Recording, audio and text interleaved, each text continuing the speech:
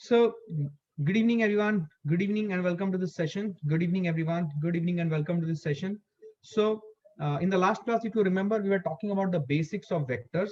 हमने जो बड़ा पढ़ा था क्विकली मैं 5 मिनट में उसे रिकैप करूंगा. ये इनिशियल सेशंस है, सो डू नॉट गेट जो बहुत ज्यादा ऐसा घबराए नहीं कि क्या हो गया.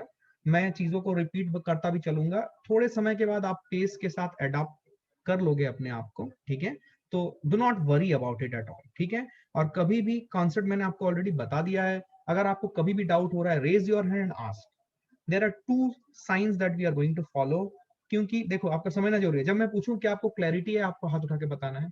और जब मैं पूछूं आपको कोई क्वेश्चन है, आपको कोई डाउट है, आपको कुछ पूछना है, उस टाइम पे भी हाथ उठा के आप अपने क्वेश्चन पूछ सकते हो. Please feel very free to ask questions. क्योंकि क्वेश्चन नहीं पूछोगे तो डाउट क्लियर नहीं होगा, फिर आप अप्लाई नहीं कर पाओगे. एक चीज होता है एक डेफिनेशन को रट लेना, और दूसरा होता है अप्लाई करना. अप्लाई करने वाली स्टेज तब आएगी जब आपकी समझ प्रॉपर होगी. So I really appreciate if you keep on asking questions as and when they arise, right? Raise your hand and ask, sir ये नहीं समझ में आया, सर ये यहाँ पे मुझे explanation चाहिए. I would be happy to answer all your queries there, but there should be some decorum, some discipline. At the end of each slide I will ask you if you have any question there, please feel free to ask. ठीक है, okay, चलिए we will start now. तो कल हम लोग vectors के बारे में पढ़ रहे थे. हमने एक बेसिक डेफिनेशन समझा था कि वेक्टर्स किसे बोलते हैं. वेक्टर्स आर दोज क्वांटिटीज जिनकी मैग्नीट्यूड और डायरेक्शन दोनों होती हैं. ठीक है, अब सिर्फ मैग्नीट्यूड और डायरेक्शन होने से क्या कोई क्वांटिटी वेक्टर कहलाएगा? उसका आंसर था नहीं. मैंने कुछ एग्जांपल आपको दिए, जैसे कि करंट. करंट में मैग्नीट्यूड और डायरेक्शन दोनों होता है, बट करंट वेक्टर क्वांटिटी नहीं होती. ये मैंने आपको समझाया था. उसके बाद मैंने आपको थोड़ा सा बताया कि डिफरेंट टाइप्स ऑफ वेक्टर्स क्या है. उनके बारे में ज्यादा वरी ना करें, वो समय के साथ आपको पता चलती चलेगी. मैंने सिर्फ कुछ कैटेगराइजेशन आपको बताए हैं. So do not worry about it. अगर आपको वो बहुत ज्यादा क्लैरिटी नहीं आई है, अब हम धीरे धीरे उसके एक एक पार्ट्स को जब एनालिसिस करेंगे तो आपको क्लैरिटी के साथ समझ में आएंगे. Do not worry about it. ठीक है, उसके बाद मैंने आपको जो सबसे इंपॉर्टेंट पार्ट थी जो हमने कल स्टार्ट किया था, वो था रिप्रेजेंटेशन ऑफ वेक्टर्स. मैंने उसमें आपको दो बातें बताई कि वेक्टर्स की रिप्रेजेंटेशन दो तरीके से हो सकती है. क्या थे वो तरीके? एक था ग्राफिकल रिप्रेजेंटेशन और दूसरा था मैथमेटिकल रिप्रेजेंटेशन. ग्राफिकल रिप्रेजेंटेशन में एक वेक्टर को रिप्रेजेंट किया जाएगा with the help of an arrow, और उस एरो की एक लेंथ होगी, एक हेड होगा और एक टेल होगा. वो जो लाइन होती है जिसके ऊपर वो एरो बनाया जाता है उसे हम लोग बोलते हैं सपोर्ट. जैसे कि for example think about it. Suppose मैंने ऐसा एक लाइन खींचा, फील करना. मैंने यहां पे इसको हेड दिया, इसको टेल दिया, और ये लाइन जिस बेस लाइन के ऊपर क्रिएट की गई है, इसको हम लोग क्या बोलते हैं? इसको हम लोग बोलते हैं सपोर्ट. घबराए नहीं, इस सपोर्ट के ऊपर ये वेक्टर ड्रॉन है. तो ये जो वेक्टर है, सुने ध्यान से, ये जो वेक्टर है, इस वेक्टर की एक मैग्नीट्यूड है. तो टेल से हेड तक की जो दूरी होगी, इसे हम लोग क्या बोलेंगे? इसे हम लोग बोलेंगे इस वेक्टर का मैग्नीट्यूड. ये हम समझ चुके थे. ठीक है, और टेल टू हेड की जो डायरेक्शन है वो होती है वेक्टर की डायरेक्शन. ये है ग्राफिकल रिप्रेजेंटेशन. ठीक है, यहां पे मैंने आपको ये भी समझाया था कि वेक्टर को सिंगल लेटर या टू लेटर रिप्रेजेंटेशन में लिखा जाता है. सिंगल लेटर मतलब यू राइट डाउन ए और उसके ऊपर ऐसा एक एरो डाल दो. So this will represent what? This will say it is a vector. Similarly अगर मैं एफ उसके ऊपर एरो डालूं, इसको मैं बोलूंगा एफ वेक्टर. ठीक है, this is what is the representation of the vector. बहुत ज्यादा घबराए नहीं. this is how we represent vector. Vector की रिप्रेजेंटेशन दो तरीके से हो सकती है. दो तरीके कौन से हैं? एक है ग्राफिकल, जो मैंने आपको बताया है. दूसरा मैथमेटिकल. तो ये जो चीज है, ये हम बेसिकली वेक्टर रिप्रेजेंटेशन ही पढ़ रहे हैं. मैथमेटिकल रिप्रेजेंटेशन जो था वो हमने क्या समझा? आइए, हमने ये समझा कि किसी भी वेक्टर को, राइट, सम वेक्टर, सपोज ए वेक्टर, इसको अगर मुझे मैथमेटिकली रिप्रेजेंट करना है तो मैं कैसे रिप्रेजेंट करूंगा? इस वेक्टर को, सुने ध्यान से, ये जो वेक्टर है, इस वेक्टर को अगर मुझे मैथमेटिकली रिप्रेजेंट करना है तो इस वेक्टर के दो पार्ट्स होंगे. एक पार्ट कहलाती है मैग और दूसरी पार्ट कहलाती है डायरेक्शन. तो मैग्नीट्यूड कैसे लिखा जाता है? मैग्नीट्यूड लिखने के दो तरीके होते हैं. इधर मैं लिखूंगा ए, मतलब जो भी वेक्टर होगा, जैसे ए वेक्टर, उसके ऊपर का एरो हटा दो तो दिस विल रिप्रेजेंट मैग्नीट्यूड, और it will be represented by this. ये वेक्टर को रिप्रेजेंट करने का तरीका होता है. ये सब बेसिक बातें हैं, तो I want each one of you to write it down, because पहली बार आप ये चैप्टर पढ़ रहे हो. इस चैप्टर का आपको कोई ग्राउंडिंग नहीं है. तो सब चीजें आपको लिखनी पड़ेंगी, ठीक है। तो हर स्लाइड के बाद मैं आपको 1 मिनट का टाइम दूंगा, right it down if you have any question you should ask, ठीक है। और डायरेक्शन लिखने का तरीका क्या होता है, मैंने क्या बोला था, डायरेक्शन लिखने का तरीका ऊपर का एरो हटा देने का है और इसके ऊपर एक कैप ऐसे डाल देनी है। This represents the direction of this vector, ठीक है। अब ये हमने कल यहां तक पढ़ा था। This is how we represent magnitude and direction of any vector. समझ में आ रहा है, ये हमने कल पढ़ा था। यहां तक अगर किसी को कोई डाउट है, they can raise their hand and ask if you have any doubt. किसी को कोई डाउट नहीं, I am pretty much sure इसमें कोई डाउट नहीं है। अब मैं आगे बढ़ रहा हूं, ठीक है, आइए। अच्छा, ये स्लाइड में कुछ किसी को लिखना बाकी है? आई डोंट थिंक मैंने क्विक रिकैप कराया, कुछ भी लिखना बाकी नहीं होगा आपका, right? You have written down everything. Now चलो आज अब कॉन्सेप्ट स्टार्ट करते हैं। अभी देखो, सबसे पहले मैं यहाँ पे जो बात करूंगा वो बात करूंगा मैग्नीट्यूड ऑफ वेक्टर। समझेंगे,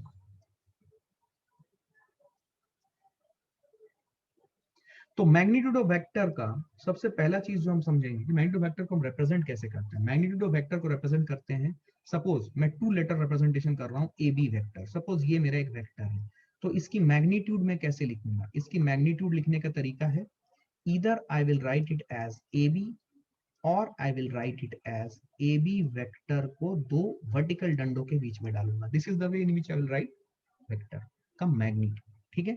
अब समझे दूसरी इंपॉर्टेंट बात कि magnitude, 1 minute, I think there is some question, yes please ask, बोलो। So दंडों की no issue, no issue, no issue, lower your hand, कोई इशू, म्यूट कर लो and lower your hand, no issue, कोई प्रॉब्लम। चलो देखो यहाँ पे मैग्नीट्यूड, अब सुनिए ध्यान से। मैग्नीट्यूड ऑफ अ वेक्टर जो होता है, अगेन इसके दो पार्ट्स होते हैं, ये बहुत इंपॉर्टेंट है, सुनिए। मैग्नीट्यूड ऑफ अ वेक्टर के दो पार्ट्स होते हैं, एक होता है नंबर और दूसरा पार्ट होता है यूनिट। तो कभी भी कोई भी वेक्टर की अगर मैग्नीट्यूड की पूछा जाए तो वो मैग्नीट्यूड में हमेशा एक पार्ट होगा एक नंबर और दूसरा पार्ट होगा एक यूनिट। बिना यूनिट के मैग्नीट्यूड नहीं बन सकता। क्या क्लैरिटी है ये? बिना यूनिट के मैग्नीट्यूड नहीं बन सकता। क्लियर है ये? लिखो अपने कॉपी में। हाँ बोलो, क्या क्वेश्चन है, बोलो। सर आपने ए बी दो डंडे में लिखा है ना, उसके ऊपर हाँ, वेक्टर लगा। हाँ देखो, जब दो डंडों के बीच में रखेंगे ना तो ऊपर वेक्टर रहेगा, ऊपर वेक्टर रहेगा, सिर्फ उसे दो डंडों के बीच में डाल देंगे और ऊपर का वेक्टर हटा दिया तो सिर्फ लेटर रखेंगे, तो that will represent the vector, either a single letter और 2 लेटर। समझ में आया? समझ में आया? देखो एक एग्जांपल लो, एक और। Suppose if I give you a vector PQ vector, PQ vector की मैग्नीट्यूड मुझे लिखनी है, डरो मत, बहुत सिंपल है। पीक्यू वेक्टर की मैग्नीट्यूड मुझे लिखनी है, मैं इसके मैग्नीट्यूड को दो तरीके से लिख सकता हूं। इधर मैं सिंपली लिखूंगा पीक्यू, प्लीज अपने आप को म्यूट कर लेना, ठीक है ना, क्वेश्चन पूछने के बाद। पीक्यू हो गया, और दूसरा तरीका क्या है? दूसरा तरीका है मैं पीक्यू एरो भी रखूंगा लेकिन इसको दो डंडों के बीच में डाल दूंगा, वर्टिकल डंडों के बीच में। This is what is the two different ways of representing the magnitude, ठीक है। अब मैं नेक्स्ट कॉन्सेप्ट पे आ रहा हूं, वो ये आ रहा हूं कि जो भी वेक्टर की मैग्नीट्यूड होती है उसमें हमेशा एक नंबर होता है और एक यूनिट होता है। बिना यूनिट के कोई भी मैग्नीट्यूड नहीं बन सकती। क्या मेरी बात समझ में आ रही है? मेरी बात समझ में आ रही है? अब देखो कुछ एग्जाम्पल लेते हैं, अपने आप क्लैरिटी आएगी। इसका मैं कुछ एग्जाम्पल ले रहा हूं, समझना ध्यान से, देखो तुम्हें क्लैरिटी आएगी। मैं किसका एग्जाम्पल ले रहा हूं? Suppose if I say velocity, सुनना, you know that velocity is a vector quantity, right? कुछ बेसिक चीजें आपको पता है, velocity is a vector quantity. तो velocity, suppose if I say that velocity of a body is 5 metre per second towards north. समझेंगे ध्यान से? तो यहां पे ये जो 5 मीटर पर सेकेंड है ये रिप्रेजेंट कर रहा है मैग्नीट्यूड, प्लीज समझे। एंड टूवर्ड्स नॉर्थ ये रिप्रेजेंट कर रहा है डायरेक्शन। तो ये जो मैग्नीट्यूड वाला पार्ट है, मैं यहां पे आपका ध्यान फोकस कराना चाहूंगा। ये जो मैग्नीट्यूड वाला पार्ट है, देखो ये कैसे बना है, जस्ट अंडरस्टैंड ये बना कैसे। ये बना, एक नंबर है, देखो दिस इज द नंबर वाला पार्ट, और ये जो दूसरा है दिस इज द यूनिट वाला पार्ट। तो नंबर और यूनिट दोनों मिलके मैग्नीट्यूड बनाते हैं, हमेशा याद रखिए, नंबर और यूनिट दोनों मिलके मैग्नीट्यूड बनाते हैं। तो मैग्नीट्यूड में हमेशा एक नंबर रहेगा और एक यूनिट रहेगा। ऐसा कभी नहीं होगा कि सिर्फ आपको एक नंबर मिल जाए, नंबर सिर्फ एक नंबर रहेगा, so that will not be a magnitude. क्या मेरी बात समझ में आई है? Please take 1 minute time to note down everything, and if you have any doubt please raise your hand. I am looking at the bar. If you have any question, I will respond to that. Please write down this.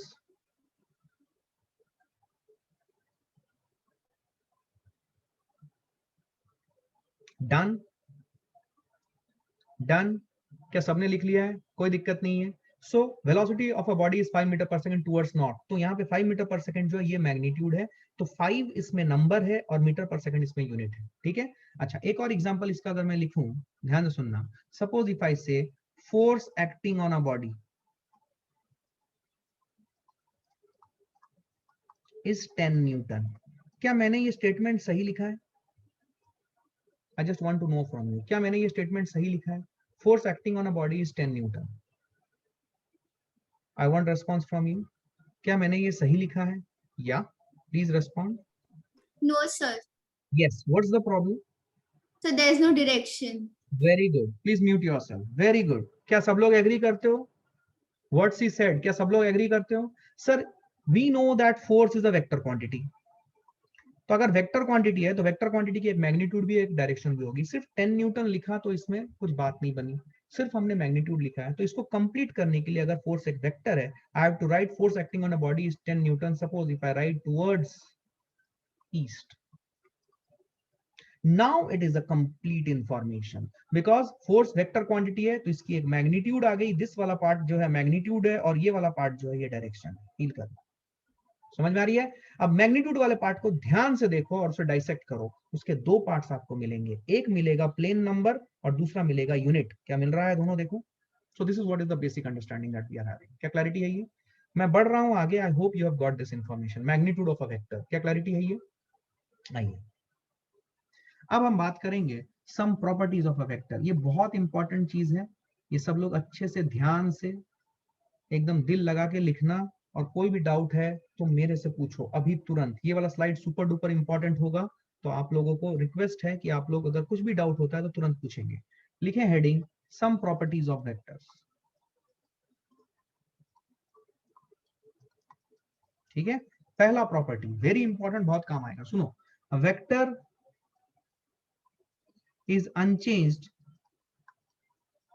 Sorry, a vector is unchanged if we shift the vector.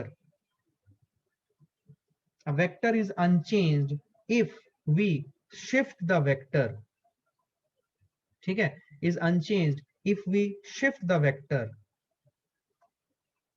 along its support or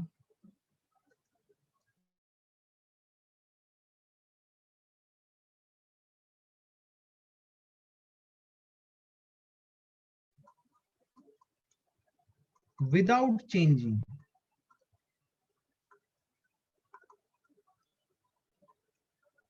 length of arrow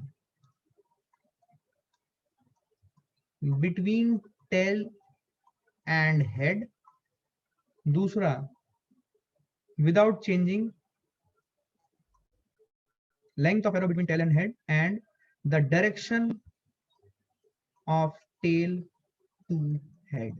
अगर मैं इन दोनों चीजों को intact रखूं तो vector को मैं shift करूं with these two things intact. क्या? length of the arrow between tail and head and direction from tail to head. ये अगर मैं इंटैक्ट रखता हूं ये दोनों चीजें, तो मैं वेक्टर को सेम वेक्टर बोलूंगा, क्योंकि वेक्टर की एक मैग्नीट्यूड होती है और एक डायरेक्शन होती है। अगर मैं length of the arrow between tail and head same रखता हूं तो मैग्नीट्यूड में कुछ फर्क नहीं पड़ा, और अगर मैं direction from tail to head को सेम रखता हूं तो डायरेक्शन में कोई फर्क नहीं पड़ा, मतलब वेक्टर चेंज नहीं हुआ। अब इस चीज को समझे ध्यान से, ये बहुत इंपॉर्टेंट है, इसको ध्यान से समझे। सपोज मेरे पास एक वेक्टर है, फील करना। सपोज मेरे पास एक वेक्टर है, ध्यान से सुनना। ये वाला स्लाइड बहुत इंपॉर्टेंट है because this is forming your understanding and basics of vectors. ये वाला स्लाइड बहुत इंपॉर्टेंट है। तो ये मेरा सपोर्ट है, जिस सपोर्ट के ऊपर मैंने ये वेक्टर बनाया है। अब सुनना ध्यान से मैं क्या बोल रहा हूँ। इस सपोर्ट के ऊपर मैं इस वेक्टर को कहीं पे भी मूव करा सकता हूं। मतलब suppose if I move this vector into this particular position, सुने ध्यान से,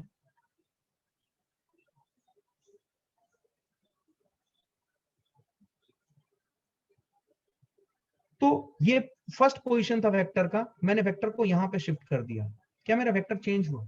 but while shifting I have ensured that ये दोनों चीजें इंटैक्ट रहे। क्या मेरा वेक्टर चेंज होगा? I need a raise of hand. क्या मेरा वेक्टर चेंज होगा? I need a raise of hand. क्या मेरा वेक्टर चेंज होगा? I need a raise of hand. Did you understand? क्या मेरा वेक्टर चेंज होगा? I will take any one of you to answer this question. बोलो सार्थक, जल्दी बोल। नो नो क्यों नहीं होगा? बोल जल्दी रीजन। क्यों नहीं होगा बोल? गायब हो गया। चलो नीचे करो अपना हाथ, कॉन्फिडेंटली बोलना सीखो। क्यों नहीं होगा? क्योंकि सर हमने जब इसको शिफ्ट किया तो हमने दोनों चीजों को तो सेम रखा है, मतलब टेल टू हेड के बीच की लेंथ और टेल टू हेड की डायरेक्शन दोनों सेम रखा है, तो वेक्टर चेंज होने का कोई सवाल नहीं है सर, वेक्टर वही रहेगा। क्या क्लैरिटी है ये? Did you all understand this? Yes. अब सुनना दूसरा चीज, मैं क्या कर रहा हूं, इस सपोर्ट के पैरेलल में बहुत सारे अलग सपोर्ट बना रहा हूं। होल्ड एक सेकेंड। हाँ बोलो दोस्त, क्या क्वेश्चन है तुम्हें? सर अगर यही एक वेक्टर किसी बॉडी पे अप्लाई हो रहा है, मतलब अगर मैग्नीट्यूड फोर्स है तो वो उसी बॉडी पे रहेगा कि बॉडी चेंज होगी? नहीं, बॉडी चेंज नहीं होगी, बॉडी चेंज नहीं होती है। मैं अगर लाइन ऑफ एक्शन फिक्स कर दूं, जिसे मैं सपोर्ट बोल रहा हूँ, उस सपोर्ट के ऊपर मैं वेक्टर को कहीं पे भी शिफ्ट कर दूं, उसका इंपैक्ट वही होगा जो ओरिजिनली वेक्टर प्रोड्यूस कर रहा था। क्या बात समझ में आई गौरव? क्या बात समझ और में सर आई? हमने अगर बॉडी की जगह ये कर दी, चेंज कर दी, हाँ, सर अगर तो हमने बॉडी की जगह चेंज कर दी तो? बॉडी की जगह चेंज कर दोगे तो फिर तो इफेक्ट अलग होगा। लेकिन अगर suppose for example I will tell you this, hold I will tell you this, just hold, I will answer this. अपने आप को म्यूट कर लो अभी, ठीक है? म्यूट कर लो अपने आप को, मैं आंसर कर रहा हूँ इसको, ठीक है? म्यूट करो अपने आप को, ठीक है? अब सुनो मेरी बात ध्यान से, देखो अब दूसरा है, मैंने इसके पैरेलल सपोर्ट में लिया, मैं आपको एक्सप्लेन करता हूँ। ये मैंने इसके पैरेलल में बहुत सारे सपोर्ट्स बना लिए। ये जो डॉटेड लाइन में बना रहा हूँ, ये मैं ओरिजिनल जो लाइन है सपोर्ट है उसके पैरेलल में मैं ये सारे सपोर्ट बना रहा हूँ। अब समझना, अब मैं इस वेक्टर को उठा के, सुनो ध्यान से, अगर मैं अब इस वेक्टर को उठा के किसी भी पैरेलल सपोर्ट में मूव करा दूं, suppose I moved it to this parallel support, ऐसे मूव कराया मैंने, लेकिन मैंने टेल टू हेड की डायरेक्शन सेम रखी। सपोज मैंने इसको उठा के यहां मूव कराया, लेकिन मैंने टेल टू हेड की डायरेक्शन सेम रखी और टेल से हेड की दूरी भी सेम रखी है, तो मेरे वेक्टर में कोई बदलाव नहीं होगा।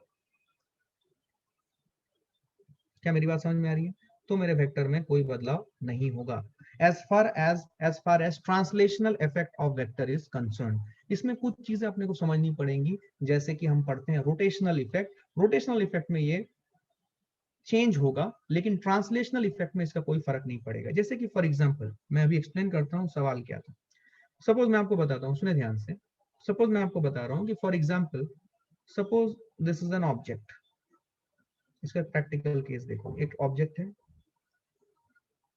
सपोज आपने इसके ऊपर फोर्स ऐसे लगाया। अब मैं ये फोर्स को, ये इसका लाइन ऑफ एक्शन है, समझे? ये इसका सपोर्ट है, line of action of vector जिसे हम लोग बोलते हैं सपोर्ट। अब मैं इस वेक्टर को ऐसे रखूं या ऐसे रखूं या ऐसे यहां पे ले जाऊं, कुछ फर्क नहीं पड़ता है। ये इस बॉडी के ऊपर सेम इफेक्ट क्रिएट करेगा। सपोज इफ आई से it is a force of 10 Newton, ये 10 न्यूटन टूवर्ड्स ईस्ट है, ईस्ट डायरेक्शन है ये, 10 न्यूटन टूवर्ड्स ईस्ट। तो I have represented the vector completely. तो मैं, ये इसका लाइन ऑफ एक्शन हुआ, मैं इस वेक्टर को यहां पे दिखाऊं, आगे ले जाऊं और आगे ले जाऊं, कुछ फर्क नहीं पड़ता है, इसका इंपैक्ट वही होगा जो ओरिजिनल वेक्टर प्रोड्यूस कर रहा था। मतलब वेक्टर को हमने चेंज नहीं किया। This is what is the interpretation. क्या बात समझ में आई है? क्या बात समझ में आई है? अब देखो फॉर एग्जाम्पल, अब इधर फोर्स लगा रहा था मैं, this is the force that is there. अब इसका फोर्स का दो इफेक्ट होता है जो कि अभी आपको उतनी क्लैरिटी नहीं है, सिर्फ मैं एक आइडिया देना चाहता हूं, but do not gate confused with it. Force के दो इफेक्ट होते हैं, एक होता है ट्रांसलेशनल इफेक्ट और एक होता है रोटेशनल इफेक्ट। समझिएगा ध्यान से, ट्रांसलेशनल इफेक्ट और दूसरा होता है रोटेशनल इफेक्ट। तो रोटेशनल इफेक्ट में क्या होता है कि अगर हम line of action of force को चेंज कर दें तो बॉडी के अंदर डिफरेंट रोटेशनल इफेक्ट प्रोड्यूस हो सकती है। What is the meaning of it, मैं बताता हूं, ध्यान से सुनो। सपोज एक रॉड है इस टाइप से, तो अगर मैं फोर्स यहां पे लगा रहा हूं तो ये रॉड घूमेगा, लेकिन अगर मैं इस फोर्स को ले जाके हिंज पे लगा रहा हूं तो ये रॉड नहीं घूमेगा। तो इस केस में अगर मैं बोलूं कि मैंने तो उतना ही फोर्स रखा है, लेकिन मैंने इसके पैरेलल सपोर्ट में ही एक इसके पैरेलल में ही मैंने इसे मूव कराया है, मतलब I am following the properties of vectors, तो क्या हुआ, तो क्या इस फोर्स का जो इफेक्ट था इस बॉडी के ऊपर, क्या वो वही होगा जो इस फोर्स का होगा? ये फोर्स भी 10 न्यूटन थी टुवर्ड्स ईस्ट, सपोज, समझना इस चीज को, और इस फोर्स का भी इफेक्ट है 10 न्यूटन टुवर्ड्स ईस्ट, समझे ध्यान से। लेकिन क्या इस फोर्स का इफेक्ट और इस फोर्स का इफेक्ट क्या ये सेम रहेगा? I want a response, who wants to respond to this? क्या ये दोनों फोर्स का इफेक्ट सेम रहेगा? आपको आपको आपको क्वेश्चन समझ में आया? आपको क्वेश्चन समझ में आया? एक रॉड है जो कि एक जगह से हिंज्ड है, आपने फोर्स लगाया 10 न्यूटन का टुवर्ड्स ईस्ट इस रॉड के एकदम एंड पे, और एक बार आपने फोर्स लगाया हिंज पॉइंट पे, तो क्या इन दोनों का इफेक्ट सेम रहेगा? I want some one of you to answer this. Okay, please go ahead, fast बोलो। Effect will change. Effect will change, very good, but do you think that the force has changed? No, force is same Very good. Why you are saying that the force is same? because both are 10 Newton and we have just shifted it. Very good. Did you understand this? देखो, force change नहीं हुआ, लेकिन force का effect change हुआ है।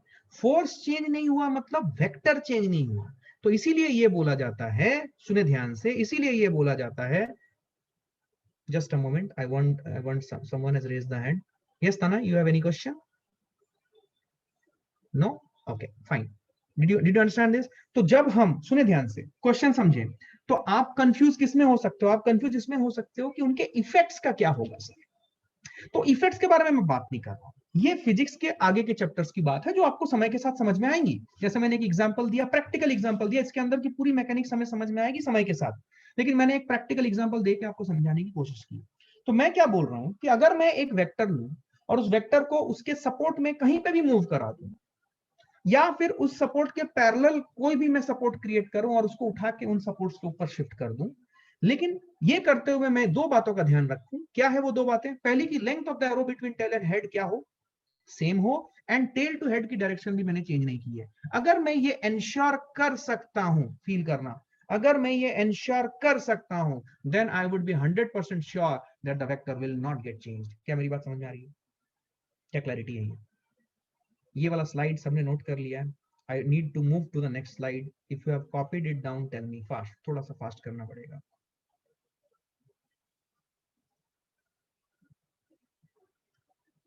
हाँ बोलो दोस्त। सर अभी आपने एग्जाम्पल में क्या कहा कि हमने फोर्स लगाया इस रॉड के ऊपर, पर अगर हम ऐसा सोचे कि ये रॉड अभी ग्राउंड पे है, अगर ये रॉड पे हमने अभी फोर्स लगाया और वही फोर्स अगर हमने कहाँ पे तो भी पानी के नीचे या पे लो डेंसिटी जगह पे लगाया, तो वही फोर्स रहेगा कि उसके ऊपर? नहीं नहीं नहीं नहीं, देखो देखो देखो देखो, नहीं नहीं नहीं, देखो एक होता है, सुनो, एक होता है, देखो तुम कंफ्यूज किस में हो रहे हो कि सपोज तुम्हारे पास एक रॉड है, तुमने फोर्स इस रॉड के ऊपर लगाया, तो यहाँ पे तुम्हें फोर्स लगाना पड़ेगा इस रॉड के ऊपर लगाना, तो यहाँ पे ये फोर्स लगाओगे, तो मैं ये बोल रहा हूँ कि ये फोर्स यहाँ पे जब लग रहा है तो ये इस पेन के ऊपर एक्सेलरेशन क्रिएट कर रहा है। यही फोर्स मैं पैरेलल उठा के कहीं दूसरी जगह पे लगाऊं तो हो सकता है कि ये बॉडी ना चले। मैं क्या बोलने की कोशिश कर रहा हूं कि फोर्स का इफेक्ट, जब मैं फोर्स को ट्रांसफर करूं एक सपोर्ट से दूसरे सपोर्ट में, तो फोर्स के इफेक्ट्स चेंज हो सकते हैं, लेकिन जो वेक्टर है वो चेंज नहीं होगा। क्या मेरी बात समझ में आ रही है? Effect can get change. जैसे कि फॉर एग्जांपल सपोज सुनना, ध्यान से सुनना, देखो सुनना ध्यान से, मैं इसको समझा रहा हूं, फील करना सब लोग। सपोज सुनना ध्यान से, इस ऑब्जेक्ट को मूव कराने के लिए मुझे इस ऑब्जेक्ट के ऊपर फोर्स लगाना पड़ेगा। कहां तक मैं इस ऑब्जेक्ट के ऊपर फोर्स लगा सकता हूं? मैं इस सरफेस के ऊपर फोर्स लगा सकता हूं, इस सरफेस के ऊपर फोर्स लगा सकता हूं, इस सरफेस के ऊपर फोर्स लगा सकता हूं। तो मैंने फोर्स यहाँ पे मान लो एक लगाया, तो यहाँ पे जो मैंने फोर्स लगाया वो फोर्स की वैल्यू थी 10 न्यूटन, टूवर्ड्स ईस्ट थी ये फोर्स। अब मैं क्या बोल रहा हूं कि ये फोर्स को अगर मैं किसी और एक्सिस में चेंज कर दूं, सपोर्ट में चेंज कर दूं, parallel to this original direction जहां पे लग रही थी, ये मेरा ओरिजिनल सपोर्ट था, इसके पैरेलल मैं इसको कहीं पे भी किसी भी सपोर्ट में मूव करा सकता हूं, मेरा वेक्टर सेम रहेगा। लेकिन सपोज मैंने ये जहां पे फोर्स लगना था यहां पे फोर्स नहीं लगा के मैंने यहां पे फोर्स लगा दिया, तो यहां पे अगर मैंने फोर्स लगा दिया और मैं बोलूं कि यार मेरा तो ब्लॉक मूव नहीं कर रहा है सर, यहाँ पे तो पहले ब्लॉक मूव करता था, अभी ब्लॉक मूव नहीं कर रहा है, तो मैं क्या बोल रहा हूं कि मैं जब उसको ट्रांसलेट करता हूं एक सपोर्ट से दूसरे सपोर्ट में, तो हो सकता है कि उस फोर्स का इफेक्ट चेंज हो जाए, लेकिन जो वेक्टर है वो चेंज नहीं होती है। That is what I am trying to say. A vector is unchanged, I am not talking about the effects that it is going to produce. जैसे कि इस रॉड में जो कि घूम सकता था, वहां पे अगर मैं एंड ऑफ द रॉड में फोर्स लगाता हूं तो कुछ अलग इफेक्ट प्रोड्यूस होगा, लेकिन वही फोर्स अगर मैं शिफ्ट करके कहां पे लगा रहा हूं, मैं हिंज पे लगा रहा हूं, तो उसका इफेक्ट क्या होगा, कुछ अलग होगा। तो इफेक्ट मेरा चेंज हो सकता है अगर मैं जहां पे फोर्स एक्चुअली लग रहा है और अगर उसमें शिफ्ट करके दूसरे कहीं जगह पे ले जाऊं तो। लेकिन जो फोर्स रहती है वो force as a vector does not change, because ना ही मैं मैग्नीट्यूड चेंज कर रहा हूं, ना ही मैं डायरेक्शन चेंज कर रहा हूं। क्या मेरी बात समझ में आई? क्या मेरी बात समझ में आई है? Did you understand this? तो मैं फिर से बता रहा हूं, फोर्स का इफेक्ट एक अलग चीज है और फोर्स एज अ वेक्टर एक अलग चीज है। तो force as a vector change नहीं होता है जब मैं उसे सेम सपोर्ट में ट्रांसलेट करा देता हूं या फिर मैं उसे पैरेलल सपोर्ट्स में लेके जाता हूं। तो फोर्स जो एज अ वेक्टर है दैट डज नॉट चेंज, उसकी इफेक्ट चेंज हो सकती है, जो मैंने यहां पे इस एग्जांपल में दिखाया है। I hope now it is making sense. क्या क्लैरिटी है? क्लियर है? बढ़ूं आगे? Is this point done? समझ में आई बात? दूसरा पॉइंट लिखो, दूसरा पॉइंट सुनना ध्यान से। अच्छा, ये वाला जो पॉइंट है, before I go to the second point, ये वाला पॉइंट काफी इंपॉर्टेंट है, इसको मैं हाईलाइट कर रहा हूं, ये बहुत काम आएगा एडिशन ऑफ वेक्टर्स में, and in order to find the angle between the vectors. It's a very important point and you should keep this thing in mind कि एक vector as such will not change, but effect of that vector can change, जो कि हम लोग देख रहे हैं इस एग्जांपल में। तो आप लिख सकते हो कि जब हम पैरेलल सपोर्ट्स में मूव कराते हैं या सेम सपोर्ट में वेक्टर को ट्रांसलेट कराते हैं, keeping in mind that these two things are intact, तो वेक्टर चेंज नहीं होगा बट वेक्टर के इफेक्ट्स चेंज हो सकते हैं। Mark my words what I am telling you. क्या क्लैरिटी है ये? Did you understand this? क्या क्लियर है ये? क्या मैं आगे बढ़ जाऊं आगे? क्लियर है? बढ़ूं आगे? अरे बोल भाई, क्लियर है? चलो नेक्स्ट पॉइंट लिखो। नेक्स्ट पॉइंट देखना ध्यान से। नेक्स्ट पॉइंट अगेन इंपॉर्टेंट है कि अगर मैं if a vector is rotated by angles other than multiples of 2 pi, 2 pi मतलब कितना degree? 360 degree, then vector gets changed. Very important. Let me tell you what is the meaning of it. Suppose I am having a vector like this. चिंता मत करो, अभी तुम्हारे basics buildup हो रहे हैं, तुमको सब समझ में आएगा। तुम क्वेश्चन पूछते चलो and I will clarify all your question. Suppose मैंने इस पॉइंट पे पिन मार दी, समझो ये जो उसकी पूंछ थी, टेल था, इस पे मैंने पिन मार दी ऐसे टक टक टक टक, ठीक है, यहाँ पे पिन मार दी और इसको मैंने घुमाया। तो जब मैं इस पॉइंट को घुमाऊंगा, क्या आपको लगता है कि ये एक सर्कल में घूमेगा? तो ये अगर सर्कल में घूमेगा तो अभी जो वेक्टर है, अभी वेक्टर ऐसे चला गया यहाँ। Suppose I call this vector as A vector और इसको मैंने थीटा से घुमा दिया। अब ये जो दूसरा वाला जो वेक्टर आया, ये भी एक वेक्टर ही है। ये दूसरा वाला वेक्टर क्या होगा बोलो? Will it be a vector और will it become some other vector? I need an answer. जब मैं इसको इस पॉइंट के अबाउट में घुमाऊं, इसके टेल, ये टेल है, ये हेड है, will it become the same vector or will it be some other vector? I want someone else to answer. Yes, Salvi, tell me fast. Sir, it will be a different vector because the direction has changed. Very good. Please mute yourself. Did you all get the answer? This will be a different vector. Let us say it will be some other vector, but it will not be a vector. So this will be, suppose if I say this is b vector, but which will not be equal to a vector because दोनों की direction अलग-अलग है. क्या चमका है? क्या बात समझ आई है? Everybody is okay with this? कोई दिक्कत, कोई कंफ्यूजन नहीं है, समझ में आया? तो अगर मैं रोटेट करता हूँ, अच्छा what is the meaning of 2 पाई और 360 डिग्री? 2 पाई और 360 डिग्री से अगर मैं घुमाऊं तो जैसा वेक्टर है पूरा 360 डिग्री घूमने के बाद वैसा ही हो जाएगा, तो इसीलिए उसमें कोई चेंज नहीं आएगा अगर 360 डिग्री या उसके मल्टीपल से घुमा दो तो, ठीक है? नेक्स्ट इंपॉर्टेंट पॉइंट है लिखना कि you know there is no physical significance. सारे पॉइंट्स आपके कॉपी में होने चाहिए। Please do not just sit and watch what I'm saying. You need to put it down in your copy, otherwise it's of no use. आपको घर में जाके इनको एक बार देखना पड़ेगा and then अच्छे questions आपके दिमाग में आएंगे. There is no physical significance of dividing a number by a vector. समझ में आ रहा है? मतलब that is, suppose if I say 10 divided by a vector is meaningless. इसका कोई फिजिकल मीनिंग नहीं है। एक स्केलर या फिर एक प्लेन नंबर को एक वेक्टर से डिवाइड करने का कोई सिग्निफिकेंस नहीं है। Please note it down all the things fast.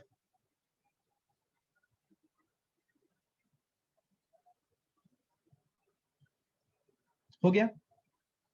अच्छा, इस स्लाइड में क्या किसी को कोई डाउट है? Okay, I think there are some doubts. Yes, please ask.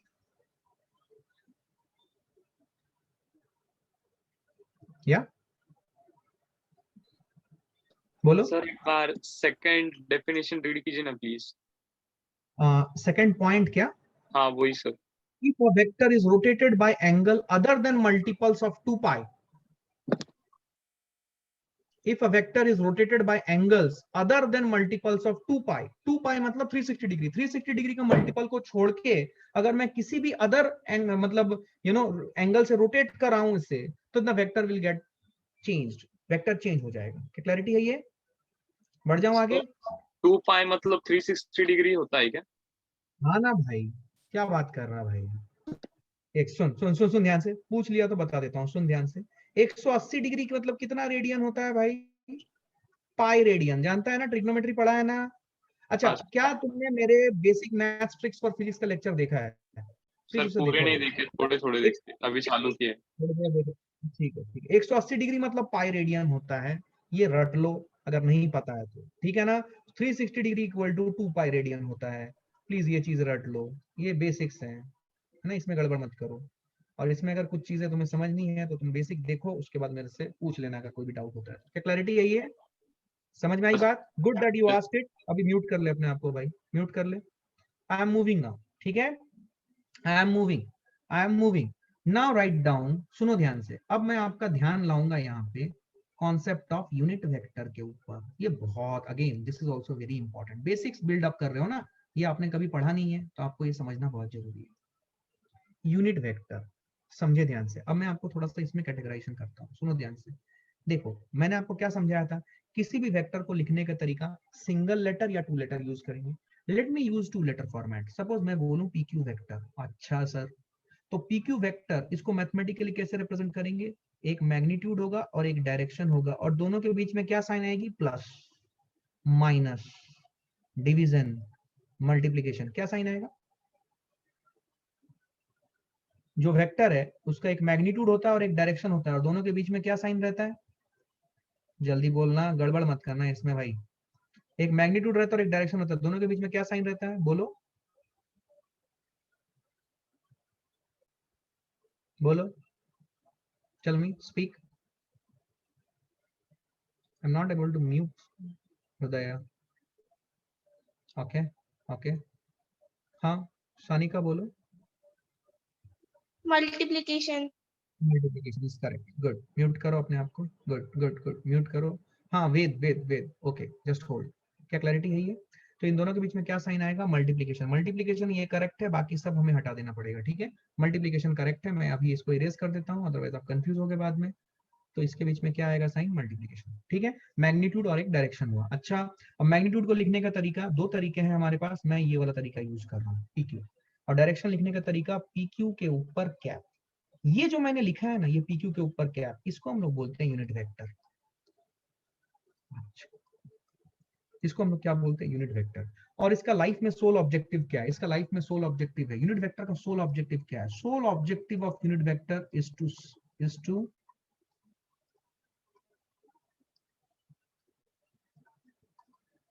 To indicate और शो डायरेक्शन। ये सिर्फ और सिर्फ डायरेक्शन शो करता है और कुछ भी नहीं। समझ में आया? Next important point, unit vector is always unitless. अरे यार, ये क्या बात हुई? मतलब यूनिट वेक्टर की कोई यूनिट नहीं हो सकती, यूनिट वेक्टर की कोई यूनिट नहीं हो सकती। इसमें मैं एक आपको टेंटलाइजिंग क्वेश्चन देता हूं, एक एग्जांपल, ठीक है? Velocity of wind is 1 metre per second, suppose if I say, तो क्या ये is this an unit vector? Sorry मैं इसको और अच्छा करता हूं। velocity of wind is 1 meter per second towards north, ठीक है? क्या ये यूनिट वेक्टर है? Is it a unit vector? velocity of the wind is 1 meter per second towards north, क्या ये यूनिट वेक्टर है? बोल भाई। No sir. क्यों? कौन क्यों का जवाब देगा? हाँ बोल, कौन सर क्यों? क्योंकि उसे मीटर पर सेकेंड यूनिट लगाई गई और यूनिट में वेक्टर यूनिटलेस है। वेरी गुड, म्यूट कर ले अपने आप को भाई। Good, did you understand this? Please put your hands down. So you understood it? देखिए, अगर मैं बोलूं velocity of the wind is 1 metre per second towards north, क्या ये यूनिट वेक्टर है? The answer is no, it is not a unit vector. क्यों? क्योंकि इसका यूनिट है मीटर पर सेकंड, ये यूनिट दिख रहा है। तो हमारा कॉन्सेप्ट ये है कि यूनिट वेक्टर जो है वो यूनिटलेस ही होगी, उसकी कोई यूनिट नहीं हो सकती। क्या क्लैरिटी है ये? This is important point which you all need to understand, ठीक है? तो ये क्या शो करता है? It gives only direction. इसका सोल ऑब्जेक्टिव है डायरेक्शन शो करना। और इसको रिप्रेजेंट कैसे करते हैं? रिप्रेजेंट ऑलरेडी मैंने बताया है। जो भी 2 लेटर या सिंगल लेटर फॉर्मेट में आप वेक्टर को लिख रहे हो, उस 2 लेटर या सिंगल लेटर लिख लो और उसके ऊपर कैप डाल दो। That is the representation of unit vector. क्या बात समझ में आई है? That is the representation of unit vector. क्या क्लैरिटी है? Sir doubt sir, in magnitude and direction why we are doing only multiplication not addition subtraction division? देख, magnitude and direction वाला पार्ट जो है, सबसे पहली बात सुनना ध्यान से, हम जब भी दो कोई क्वांटिटी, सुनना ध्यान से, एक बहुत अच्छी बात पूछी तूने, म्यूट कर लो आपको, मैं बताता हूँ। सबसे पहले ये सबने लिख लिया क्या? क्योंकि कॉपी में होना चाहिए, फिर जो मैं पॉइंट बोल रहा हूँ वो नोट करना। लिखो पहले इसको, फिर मैं कार्तिक का क्वेश्चन लेता हूँ। जल्दी फास्ट लिख लिया सबने? यार सब कॉपी में होना चाहिए भाई। क्या क्लैरिटी है? सब कॉपी में होना चाहिए। क्या सबके कॉपी में है सब कुछ? यार बोलो यार, हाँ या ना? है ना? चलो अब मैं कार्तिक का क्वेश्चन लेता हूं कि सर, सुनो ध्यान से, अब मैं क्वेश्चन लेता हूं कि सर इनके बीच में इंटू साइन ही क्यों sir? Why not plus minus? ये सबसे पहले सुनो, सबसे पहले मैं तुम्हें एक बेसिक बात समझाता हूं। देखो, जब तुम मैथ्स पढ़ते थे ना, तो जब तुम मैथ्स पढ़ते तो तुम 2 नंबर ऐड करते थे बचपन से। तुमने कभी ये सोचा नहीं कि हम ये 2 नंबर को ऐड कर सकते हैं या नहीं कर सकते? अब मेरी बात सुनो, अब जब तुम फिजिक्स पढ़ोगे ना, कभी भी तुम जो 2 नंबर ऐड करोगे ना, हमेशा तुम 2 प्लेन नंबर नहीं ऐड करोगे। अच्छा, ये जो डिस्कशन चल रहा है, इस डिस्कशन का जो मेन क्रक्स पॉइंट होगा मैं लास्ट में बताऊंगा, पहले इसको फील करना। In physics whenever you add 2 quantities, actually you add 2 physical quantities. Now think about it. If somebody asks you to add a mass of 5 kg and a velocity of 5 meter per second, will you be able to add?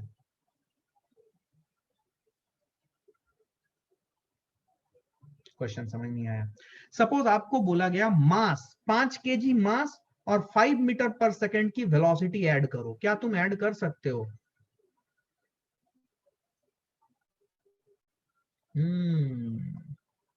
हाँ बोल भाई, बोल, बोलो वेद, बोलो। नहीं sir. नहीं कर सकते, क्यों नहीं कर सकता दोस्त? नहीं बोल के भाग जाते हैं। अरे क्यों नहीं कर सकता, उसको तो एक्सप्लेनेशन भी तो देना है। अरे यार एक्सप्लेनेशन दे जल्दी, क्यों नहीं कर सकता? बोल सर बोल वेद।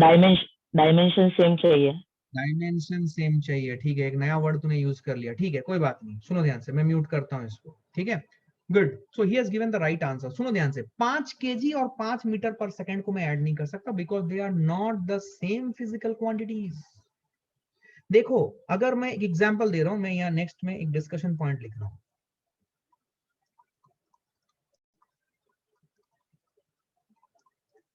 इसको अपने कॉपी में हाईलाइट करके लिखना। Suppose if I want to add 5 kg and 10 kg, can I add? हाँ। Suppose I want to add 5 ampere current and 20 ampere current. Can I add? Suppose I want to add 5 meter per second towards north velocity, and I want to add 10 meter per second towards east velocity. Can I add? Yes, I can add. इसका result क्या आता है वो मैं बताऊंगा, अभी मैं उसका रिजल्ट नहीं लिख पा रहा हूँ। अब इन सभी में तुम एक कॉमन ट्रेंड देखो, ये सभी जो है ये सब सेम फिजिकल क्वांटिटीज हैं जिनको मैं जोड़ रहा हूं। ओ अच्छा, ये करंट, ये करंट, ये मास, ये मास। Metre per second towards north, ये क्या है? Metre per second towards north, metre per second towards east, मतलब ये क्या है? ये वेक्टर क्वांटिटी है, वेलोसिटी की बात हो रही है भाई। तो क्या हम इन्हें जोड़ सकते हैं? बिल्कुल जोड़ सकते हैं। तो जब हम जोड़ते हैं ना, हम दो सेम फिजिकल क्वांटिटी जोड़ते हैं। अब सोचो, जब हमने वेक्टर की बात की कि हम सपोज PQ वेक्टर लिख रहे हैं, उसमें एक है PQ which is the magnitude और दूसरा है यहाँ पे direction which is PQ cap. अब समझिए, इन दोनों के बीच में अगर मैं प्लस या माइनस साइन डाल दूं तो ये गलत है। क्यों? क्योंकि PQ जो है इसकी कुछ एक यूनिट होगी। सपोज मैं ये PQ को बोलता हूं force, this is the force vector, तो इस PQ का एक यूनिट होगा न्यूटन, और इस PQ कैप का क्या यूनिट है? इसका कोई यूनिट नहीं है। तो क्या ये दोनों सेम फिजिकल क्वांटिटी है क्या? यार मुझे बताना पड़ेगा, तुमने पूछा बोल के बोला मैंने, अब तुम्हें बताना पड़ेगा क्या तुम्हें क्लैरिटी आई कि नहीं भाई? हाथ उठा के बोल दो, क्या क्लैरिटी आई है? तो हम वही दो फिजिकल क्वांटिटीज को जोड़ सकते हैं जिनका सेम, मतलब जो सेम फिजिकल क्वांटिटीज हो उन्हीं को हम जोड़ सकते हैं। अगर हम ऐसे PQ जिसका न्यूटन है यूनिट और PQ कैप जिसकी कोई यूनिट नहीं अभी हमने पढ़ा, हम इन्हें जोड़ नहीं पाएंगे। देखो जब हम मैथ्स करते थे ना, तो invariably this was not taken into count, ये हम लोग सोचते ही नहीं थे। अब तक जो हमने 10वीं तक मैथ्स किया, हम ये सोचते ही नहीं थे, या फिर हमने जितना भी फिजिक्स किया है, जितना भी फिजिक्स किया, उसमें कभी हमने इस बात के बारे में सोचा नहीं है। तो अभी हमारे लिए सोचने की चीज है। क्या क्लैरिटी है ये? Did you understand this? क्या मैंने सही से आंसर किया? Are you satisfied? क्या मैं आगे बढ़ जाऊं, बढ़ूं आगे? क्लियर है? बोलना पड़ेगा दोस्त, बोलना पड़ेगा, अदरवाइज नहीं सीखोगे। जिसका क्वेश्चन था क्या उसको समझ में आ गया? मैं बढ़ जाऊं आगे? कोई रेस्पॉन्स नहीं है। चलो मैं बढ़ रहा हूं आगे, ठीक है? क्लैरिटी है? हाँ बोल भाई, क्या क्वेश्चन है तेरा? बोलो, बोलो जल्दी, क्या क्वेश्चन है? मैं म्यूट नहीं कर पा रहा हूं तुम्हें। Okay, unmute, sorry. I hope you understood it, right? चलिए अब हम बात करते हैं यूनिट वेक्टर की। मैंने आगे लिखा था कि यूनिट वेक्टर, हाँ यूनिट वेक्टर की बात हो गई। Did you understand this? अच्छा, यूनिट वेक्टर को, अब इस यूनिट वेक्टर को कंटिन्यू, डिस्कशन को कंटिन्यू करना पड़ेगा। समझे, इस यूनिट वेक्टर की मैग्नीट्यूड हम कैसे निकालें? How to find out this unit vector, magnitude नहीं, sorry, how to find unit vector. समझेंगे ध्यान से, किस तरीके से यूनिट वेक्टर को निकालें, ठीक है? How to find unit vector, समझे? देखिए अभी हमने देखा था किसी भी वेक्टर को, सपोज एक वेक्टर है PQ वेक्टर, इसको लिखने का तरीका क्या होता है? PQ which is the magnitude वाला पार्ट इनटू PQ कैप, अब इनके बीच में क्या साइन आएगा? प्लस माइनस डिवीजन नहीं आ सकता है, क्या आएगा भाई? मल्टीप्लीकेशन आएगा। तो मल्टीप्लीकेशन साइन मैंने यहाँ पे डाल दिया, ठीक है। तो यहाँ से हम समझ सकते हैं कि जो पी क्यू कैप है इसको निकालने का तरीका क्या होगा? P Q vector divided by P Q. तो इसका मतलब यूनिट वेक्टर निकालने का तरीका क्या होता है? मैं यहाँ पे इसका फॉर्मूला लिखता हूँ, unit vector is equal to vector divided by magnitude of the vector. अब ये मैग्नीट्यूड ऑफ द वेक्टर कैसे निकालते हैं हम सीख जाएंगे, डू नॉट वरी। तो ये फॉर्मूला आप अपने कॉपी में लिखिए। सो this is the method of finding the unit vector. कोई भी यूनिट वेक्टर निकालना है तो हम कैसे निकालेंगे? That is equal to vector divided by magnitude of the vector. क्या क्लैरिटी है? ये समझ में आया? ठीक है। अब देखो कुछ स्टैंडर्ड यूनिट वेक्टर्स हम फॉलो करते हैं, इसके ऊपर बहुत बच्चों को कंफ्यूजन हो रहा है मुझे लग रहा है, तो मैं इसको अच्छे से क्लैरिफाई करता हूँ। सुनो, स्टैंडर्ड यूनिट वेक्टर, अब सुनिए ध्यान से। मैंने कल एक कोऑर्डिनेट सिस्टम के बारे में पढ़ाया था आपको या बताया था, which is known as the right hand coordinate system. क्या बताया था मैंने? Right hand coordinate system. समय का ध्यान देना, हाँ ठीक है। राइट हैंड कोऑर्डिनेट सिस्टम, मैंने एक कोऑर्डिनेट सिस्टम के बारे में आपसे बात की थी, राइट हैंड कोऑर्डिनेट सिस्टम, ठीक है। उसमें मैंने आपको ये सिखाया था कि एक्स एक्सिस, वाई एक्सिस और जेड एक्सिस होता है। अब यहाँ पे कुछ बेसिक बातें आप समझो, ठीक है। देखो मान लो ये अर्थ का सरफेस है, समझना, ये अर्थ का सरफेस है। अब अर्थ का सरफेस फ्लैट तो नहीं होता है, राउंड होता है, बट हमारे लिए अर्थ के सरफेस को हम जितना स्ट्रेच देख सकते हैं हम उसे फ्लैट मान सकते हैं। इस अर्थ सरफेस में अगर आप ध्यान दोगे, आपने ज्योग्राफी पढ़ी है, आप इसको नॉर्थ साउथ की कैटेगराइजेशन इधर करते हो। इधर नॉर्थ होता है, इधर साउथ होता है, इधर ईस्ट होता है, इधर वेस्ट होता है। आपको याद आ रहा है? अच्छा, और इसका परपेंडिकुलर जो डायरेक्शन होता है इसको हम लोग बोलते हैं जेड एक्सिस। तो ये इसका परपेंडिकुलर डायरेक्शन है, सुनना ध्यान से। अब ईस्ट, ये जो वेस्ट ईस्ट वाली लाइन है इसको हम लोग मैथमेटिकली एक्स एक्सिस बोलते हैं, नॉर्थ साउथ वाले लाइन को वाई एक्सिस बोलते हैं, और ये जो ऊपर वाला मैंने डॉटेड लाइन दिखाया है इसको हम लोग जेड एक्सिस बोलते हैं। ये आपका राइट हैंड कोऑर्डिनेट सिस्टम ही है। ये देखो, ये तीन देखो, ये राइट हैंड कोऑर्डिनेट सिस्टम, ये तीन देखो यहाँ पे, ठीक है। तो ये आपका कैसा हो रहा है, ध्यान सुनना। ये आपका जेड एक्सिस है, ये एक्स एक्सिस है, ये वाई एक्सिस है, और ये आपका जेड एक्सिस है। क्या बात समझ में आ रही है? X axis, Y axis and Z axis, ये आपका राइट हैंड कोऑर्डिनेट सिस्टम है। क्या बात समझ में आ रही है? आप अपने राइट हैंड के तीनों फिंगर्स को, थंब, इंडेक्स फिंगर और मिडिल फिंगर, इनको देखो ध्यान से, आपको समझ में आ जाएगी। तो आप देखोगे यहाँ पे कि ये थंब आपका जेड एक्सिस रिप्रेजेंट कर रहा है, ये आपका एक्स एक्सिस रिप्रेजेंट कर रहा है, ये वाई एक्सिस रिप्रेजेंट कर रहा है। अब ध्यान से सुनना, आप अगर एक्स एक्सिस से वाई एक्सिस की तरफ अपने फिंगर्स को कर्ल करोगे ना, राइट हैंड के पाम को या फिंगर्स को कर्ल करोगे ना, तो देखो आपका थंब जो है वो जेड एक्सिस की तरफ रिप्रेजेंट कर रहा है। Are you seeing that? Are you seeing that? I need a raise of hand. Are you seeing that? फिर से बताता हूँ, अगर आप अपने फिंगर्स को एक्स एक्सिस की तरफ रखो, राइट हैंड के पाम को रखो और फिंगर्स को कर्ल करो टूवर्ड्स द वाई एक्सिस, तो आपको जेड एक्सिस की तरफ आपकी थंब जाती हुई नजर आएगी। क्या मेरी बात समझ में आ रही है? अब इसी को हम लोग स्टैंडर्ड मानते हैं, इसी को हम लोग स्टैंडर्ड मानते हैं, ठीक है। अभी एक second, there are some questions I think people are having, you can ask your question please. Yes Srishti, tell me. No question? क्या क्लैरिटी है? क्लैरिटी है? No question? ठीक है। If you have any question now you can ask this. ये standard है, ठीक है, ये स्टैंडर्ड नोमेनक्लेचर जो हम फॉलो करते हैं। अब समझना, हम नॉर्थ साउथ और ईस्ट वेस्ट की तरफ एक्स और वाई एक्सिस रखते हैं। अब कुछ बातें जैसे कि विंड के बारे में इस क्लास के बिगिनिंग में बच्चे ने सवाल रखा था। अब सुनो ध्यान से, मैं कुछ बातें बताना चाहता हूँ। विंड कैसे ब्लो करती है? विंड हमेशा अलोंग द सरफेस ब्लो करती है। विंड कभी भी ऊपर से नीचे की तरफ नहीं आती। विंड हमेशा कैसे ब्लो करती है? Along the surface. तो जितने भी विंड आपने ज्योग्राफिकल सिस्टम्स में विंड के नोमेनक्लेचर देखे होंगे, तो विंड जहां से ओरिजिन करती है, क्या उसी के हिसाब से उसका नोमेनक्लेचर होता है? You have easterlies, you have westerlies, you have south westerlies, south easterlies, north easterlies, north westerlies, सभी डिफरेंट टाइप के विंड्स आते हैं आपके पास। तो विंड कैसे ब्लो करती है? विंड हमेशा सरफेस के अलोंग ब्लो करती है। तो इधर वेस्ट से ईस्ट जाएगी, ईस्ट से वेस्ट जाएगी, नॉर्थ से साउथ जाएगी, साउथ से नॉर्थ जाएगी, साउथ वेस्ट से नॉर्थ ईस्ट जाएगी, साउथ ईस्ट से नॉर्थ वेस्ट जाएगी, नॉर्थ वेस्ट से साउथ ईस्ट आएगी। तो हमेशा अलोंग द सरफेस ब्लो करता है विंड। यस और नो? तो समझे इस बात को, विंड हमेशा अलोंग द सरफेस ब्लो करता है। तो लॉजिकली सोचना, विंड का अगर मुझे डायरेक्शन देना होगा तो मैं कैसा दूंगा? Along, towards east, towards west, towards north east, towards north west, towards south east, towards south west. क्या बात समझ में आई है? तो आपका एक्स एक्सिस और वाई एक्सिस, ये गांठ बांध के अपने दिमाग में रखो, एक्स एक्सिस और वाई एक्सिस हमेशा अलोंग द सरफेस ही होगी।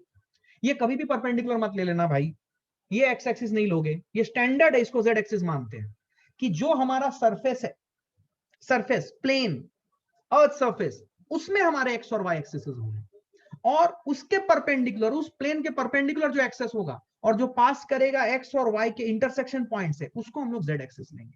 ऊपर की तरफ गया आसमान की तरफ तो प्लस जेड एक्सिस, और नीचे की तरफ गया तो माइनस जेड एक्सिस। अगर मैं गड्ढा खोद के जमीन में अंदर चला जाता हूं तो मैं z axis, negative z axis की तरफ जा रहा हूं। क्या आपको फील आई? Is this point understood by everyone? I need a raise of hand to understand it. क्या क्लैरिटी है? I need a raise of hand, जल्दी बताओ, क्या क्लियर है? कोई दिक्कत, कोई कंफ्यूजन? कोई दिक्कत, कोई कंफ्यूजन नहीं है? पक्का 100%? कोई प्रॉब्लम नहीं है, राइट? गुड, चलो बढ़ते हैं आगे। अब समझना यहाँ पे, अब समझना यहाँ पे, सुनो ध्यान से। अब यहाँ पे मैं एक बात बोलना चाहता हूँ आपसे। अच्छा, रेन जो है, रेन कैसे गिरती है? रेन कैसे गिरती है? टाइम कितना हुआ? हाँ, रेन कैसे गिरती है?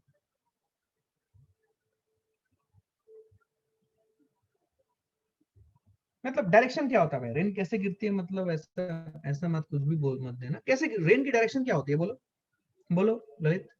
सर एक डाउट था। हाँ सर अगर बोलो। मैं दोनों एक्सिस के बीच में से निकल जाऊं तो? हाँ मैं बताऊंगा ना दोस्त, मैं बताऊंगा वो उसका कैसे यूनिट वेक्टर बनाते हैं, वो मैं बताऊंगा, वो सिखाऊंगा, ठीक है ना? अभी फिलहाल तू मुझे ये बता, रेन कैसे गिरता है? किस डायरेक्शन में गिरता है रेन? कौन बताएगा इसका आंसर? रेन किस डायरेक्शन में गिरता है? हाँ बोलो। So towards ground, साउथ में। साउथ में नहीं, अब यहाँ पे कंफ्यूजन होगा। टूवर्ड्स ग्राउंड गिरता है बेटा, साउथ में नहीं। देखो, नॉर्थ साउथ ईस्ट वेस्ट एक अलग डायरेक्शन है एंड टूवर्ड्स ग्राउंड एक अलग डायरेक्शन है। टूवर्ड्स ग्राउंड जो हुआ, समझो इस चीज को, टूवर्ड्स ग्राउंड जो हुआ, ये इधर ये टूवर्ड्स ग्राउंड रेन जो होगा, अगर रेन वर्टिकली नीचे गिर रही है, it will be always towards minus Z axis, yes और no? Rain falling, if I say rain falling vertically, तो उसकी डायरेक्शन किधर है? उसकी डायरेक्शन है टूवर्ड्स नेगेटिव जेड एक्सिस। हाँ या ना बोलना, टूवर्ड्स साउथ मत बोलना, वो गलत हो जाएगा। हाँ बोलो। Did you understand this? Towards south गलत होगा। Neelanjana, did you get it what I said? Did you understand? South की तरफ रेन नहीं होगा भाई। अरे ऐसा कभी रेन तुमने देखा है? Rain falling in the south easterly direction and 100 cities got washed away, ऐसा कभी सुना है तुमने? सुना है? अरे रेन क्या ऐसा विंड की तरह रेन बहता है क्या? बेसिक कॉमन सेंस लगाओ, विंड की तरह रेन बहता है क्या? कॉमन सेंस लगाओ। विंड ब्लो कर सकता है किस तरफ? विंड ब्लो कर सकता है along the easterlies, along the westerlies, along the southeasterlies, मतलब along the surface wind blow करेगा, बट रेन गिरेगा हमेशा वर्टिकली नीचे या फिर वर्टिकल से कुछ एंगल बनाते हुए। अगर विंड चल रही है तो वर्टिकल से कुछ एंगल बनाते हुए, या वर्टिकली गिरेगी अगर कोई विंड नहीं है तो विंड की डायरेक्शन, अगर रेन की बात पूछे तो रेन हमेशा गिरेगा इधर वर्टिकली या फिर वर्टिकल से कुछ एंगल बनाते हुए। तो हम वो कैसे रिप्रेजेंट करते हैं वो समझेंगे। अभी अगर फिलहाल मैं बोलूं कि कोई विंड नहीं है और रेन गिर रहा है 5 मीटर पर सेकंड की रफ्तार से, तो आप क्या लिखोगे? 5 metre per second towards east, towards west, towards north, towards south, या फिर इनमें से कुछ भी नहीं? कैसे लिखोगे आप?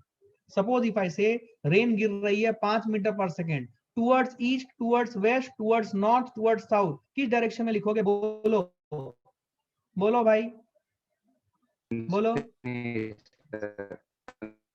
हाँ? अरे तेरी आवाज नहीं आ रही भाई। हाँ? Minus Z axis, minus Z axis, minus Z axis, बिल्कुल सही, अपना हाथ नीचे कर ले भाई, thank you, good, you got it. Did you understand this? So there was some issue, Neelanjana, did you understand what I said? क्या आपको समझ में आया है? क्लैरिटी है? एक सेकेंड, हाँ बोलो, जल्दी बोलो, बोलो बोलो बोलो बोलो। Yes sir, I got it. बस यही बोलना था। यही बोलना था ना, ठीक है ठीक है, प्लीज म्यूट योरसेल्फ, ठीक है। अब सुनो ध्यान से, अब सुनो ध्यान से, डिड यू अंडरस्टैंड इट? तो स्टैंडर्ड यूनिट वेक्टर्स अब सुनना। अब हमने ये एक्स वाई या ईस्ट वेस्ट नॉर्थ साउथ, ये जो हमने लिखा है, ये हम जनरली जो हमारी क्लास 10 लेवल की मैथमेटिक्स थी उसके बेसिस पे। अब वेक्टर्स में इन सभी को एक standard unit vectors in direction की तरफ एलोकेट किया गया है। क्या है वो स्टैंडर्ड यूनिट वेक्टर? सुने ध्यान से, एक्स एक्सिस की तरफ, पॉजिटिव एक्सिस की तरफ जो यूनिट वेक्टर है उसको हम लोग बोलते हैं आई कैप। पॉजिटिव वाई एक्सिस की तरफ जो यूनिट वेक्टर है उसे हम लोग बोलते हैं जे कैप। पॉजिटिव जेड एक्सिस की तरफ जो यूनिट वेक्टर है उसे हम लोग बोलते हैं के कैप। नेगेटिव एक्स एक्सिस की तरफ जो यूनिट वेक्टर है उसको हम लोग बोलते हैं माइनस आई कैप। नेगेटिव वाई एक्सिस की तरफ जो यूनिट वेक्टर है उसको हम लोग बोलते हैं माइनस जे कैप। और नेगेटिव जेड एक्सिस की तरफ जो यूनिट वेक्टर है उसको हम लोग बोलते हैं माइनस के कैप। क्या चमका है? बोलो, बहुत बेसिक बात बताई मैंने, क्या क्लैरिटी है? Did you understand it? क्या बात समझ आई है? बोलो, क्या समझ आई है बात? हाँ बोल भाई, बोल। सर समझ आ गया। ठीक है, म्यूट कर ले। क्या बात समझ में आई है सबको? गुड। अब समझे, तो ये स्टैंडर्ड यूनिट वेक्टर्स है जो हम एलोकेट करते हैं इन एक्स वाई जेड एक्सिस, ये सब जो डायरेक्शन है, डिफरेंट डायरेक्शन है, उसमें हम लोग ये स्टैंडर्ड यूनिट वेक्टर डिनोट करते हैं। इसको नोट कर ले quickly, fast, we will move fast.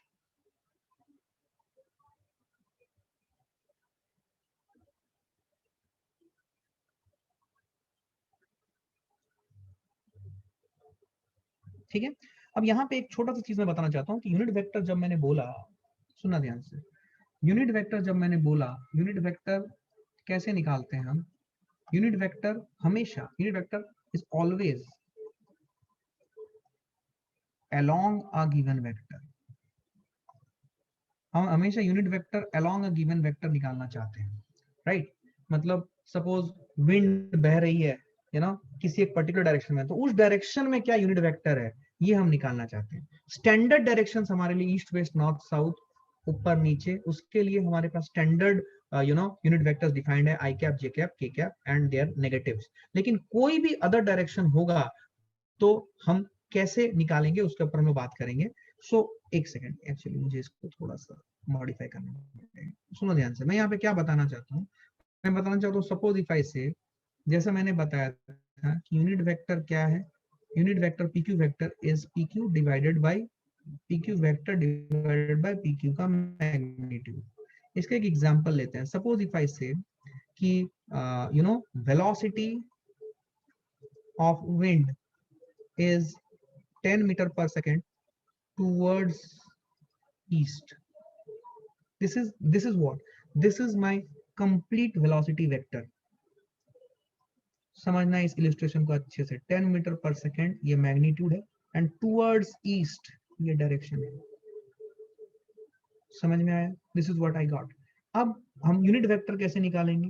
Unit vector हो जाएगा, सुनना, 10 metre per second towards east divided by, किससे डिवाइड करेंगे? मैग्नीट्यूड। मैग्नीट्यूड क्या लेंगे?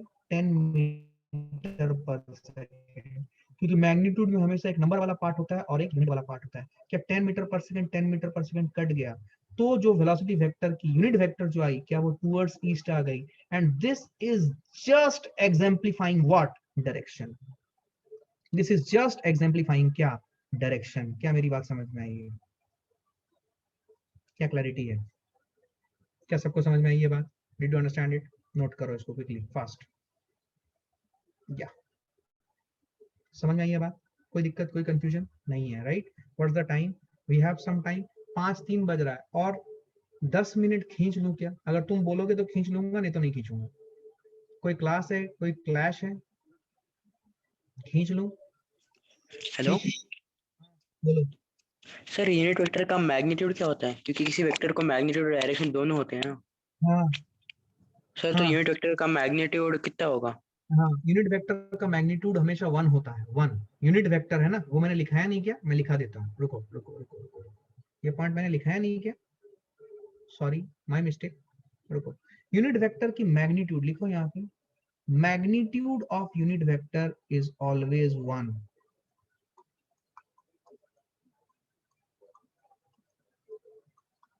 Sorry, my mistake. I thought कि मैंने वो लिखा दिया है। तो magnitude of unit vector is always 1, लेकिन ये जो मैग्नीट्यूड आएगी यूनिट वेक्टर की, इसके साथ कोई यूनिट नहीं होगी, इसीलिए बोला गया है कि unit vector is always unitless. जब मैं मैग्नीट्यूड बोलूं यूनिट वेक्टर का, तो यूनिट वेक्टर का मैग्नीट्यूड 1 होगा, लेकिन इसके साथ कोई यूनिट नहीं होगी, क्योंकि अगर इसके साथ कोई यूनिट आ गई तो वो यूनिट वेक्टर नहीं रहेगा, उसकी यूनिट मैग्नीट्यूड हो जाएगी। क्या फील आई? नहीं आया समझ? यूनिट वेक्टर की मैग्नीट्यूड 1 है। अब कोई बच्चा बोलेगा सर 1 के साथ क्या, तो तुम क्या जवाब दोगे? यूनिट वेक्टर की मैग्नीट्यूड 1 है, 1 के साथ क्या? 1 के साथ क्या यूनिट है? कोई यूनिट नहीं है, क्योंकि यूनिट वेक्टर का सोल ऑब्जेक्टिव क्या शो करना है? Direction. Did you understand it? तो यूनिट वेक्टर की मैग्नीट्यूड 1 होने का मतलब ये मैग्नीट्यूड, यूनिट वेक्टर की मैग्नीट्यूड सिर्फ 1 होगी, उसके साथ यूनिट क्या होगा? कुछ भी नहीं, क्योंकि यूनिट वेक्टर इज यूनिटलेस। क्या मेरी बात समझ में आई है? अगर आपको कोई बोले unit vector is 1 metre per second, तो आप क्या बोलोगे उसको? तुम गलत हो। यूनिट वेक्टर का भी 1 मीटर, यूनिट वेक्टर की मैग्नीट्यूड 1 मीटर पर सेकंड हो ही नहीं सकती है। अगर कोई बोले यूनिट वेक्टर की मैग्नीट्यूड मेरी 1 मीटर पर सेकंड आ रही है, तुम उसे क्या बोलोगे? तुम उसे बोलोगे तुम गलत बोल रहे हो, 1 metre per second unit vector की मैग्नीट्यूड नहीं हो सकती है। इसका मतलब मैग्नीट्यूड 1 है और unit metre 1 metre per second है, इसका मतलब वो यूनिट वेक्टर नहीं है, उसकी मैग्नीट्यूड 1 है और उसके साथ एक यूनिट लगा हुआ है, लेकिन वो यूनिट वेक्टर नहीं है, क्योंकि अगर वो यूनिट वेक्टर होता तो उसकी मैग्नीट्यूड सिर्फ 1 होती, कोई यूनिट उसके साथ लगा नहीं रहता। क्या मेरी बात समझ में आई है? I need a raise of hand. I hope you understood it. I need a raise of hand. Please tell me, please enlighten me, did you understand this? I need a raise of hand और एक thumping raise of hand चाहिए मुझे। क्या clarity है? ये did you all understand what I am saying? क्या clarity है? समझ में आई बात? Very good. चलिए, now you can lower your hand. Good, thank you very much. I hope everybody is understanding. ठीक है, बेसिक है तो आपको समझना पड़ेगा। तो यूनिट वेक्टर में मैंने वो एक पॉइंट छोड़ दिया था, जो है डन इट। ठीक है, सुने ध्यान से। तो ये आपको समझ में आ गया, राइट? इसका एक और एग्जांपल चाहो तो आप लिख सकते हो, 10 Newton force towards north east. तो 10 Newton force towards north east, 10 Newton is the magnitude, उसको डिवाइड करोगे 10 न्यूटन से तो टुवर्ड्स नॉर्थ ईस्ट रह जाएगा। तो towards north east is representing what? It is representing only direction. क्या बात समझ में आई है? It is representing only direction. Clarity है? ये समझ में आई बात? नेक्स्ट लिखो। मैंने ये सब चीजें आपको बताई थी कि ये सब फिलहाल मैं रिप्रेजेंटेशन दे रहा हूं, इसको मैं अच्छे से समझाऊंगा। नेक्स्ट लिखो जीरो वेक्टर। ये भी एक वेक्टर है, जीरो वेक्टर। अब ये क्या होता है मैं आपको समझाता हूं, ठीक है? इसके रिलेटेड कुछ इंपॉर्टेंट पॉइंट्स है, वो पहले लिख ले। देखिए, it's a vector whose magnitude is 0.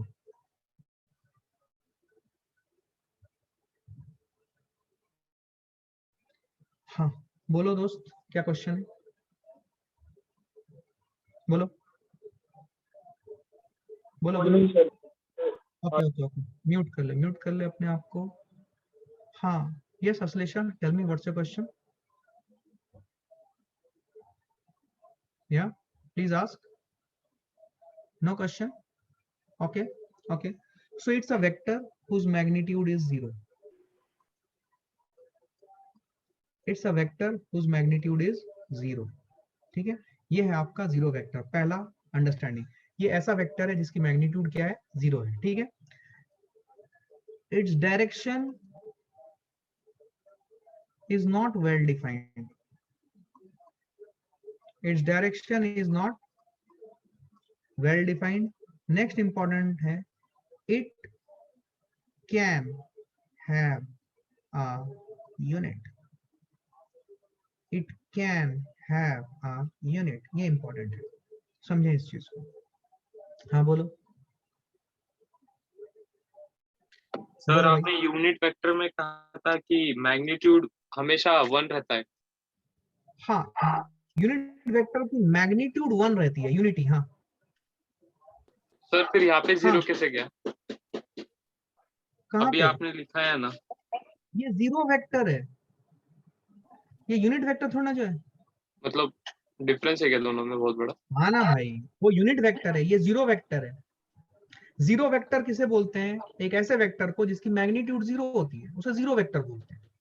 और अगर मैग्नीट्यूड जीरो हो जाए, मतलब टेल से हेड के बीच की दूरी जीरो है, तो फिर डायरेक्शन का क्या मतलब होता है? मतलब ऐसा समझ, ये यहाँ पे टेल है और यहीं पे हेड हो गया, अब इसकी डायरेक्शन क्या है? क्या तू बता पाएगा? सपोज यहाँ पे टेल है और यहीं पे हेड हो गया, इसकी डायरेक्शन क्या है? वहीं पे हेड हो गया, डायरेक्शन क्या है? डायरेक्शन देने के लिए क्या टेल टू हेड के बीच में मिनिमम कुछ दूरी होनी चाहिए, तभी तू डायरेक्शन के बारे में आइडिया दे पाएगा। हाँ, अगर जहां पे टेल है वहीं पे हेड आ गया, तो डायरेक्शन के बारे में तू क्या बता पाएगा? तो इसीलिए इसका डायरेक्शन वेल डिफाइंड नहीं होता है, ठीक है। And it can have a unit.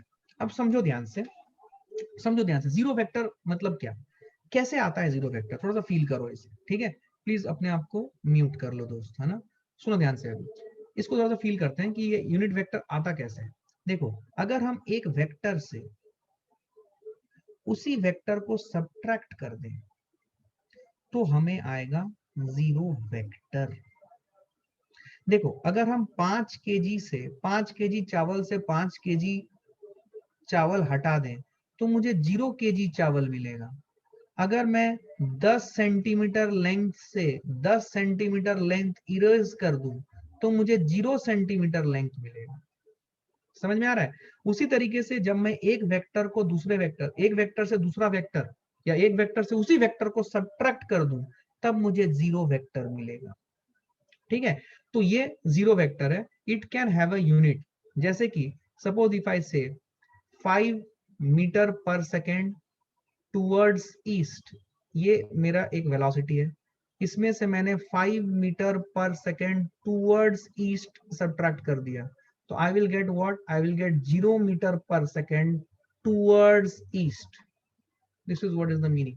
तो इसकी मैग्नीट्यूड हो गई 0 और इसकी डायरेक्शन टूवर्ड्स ईस्ट हो सकती है। क्या मेरी बात समझ में आ रही है? समझ में आ रही है बात? सो this is what it can have a unit.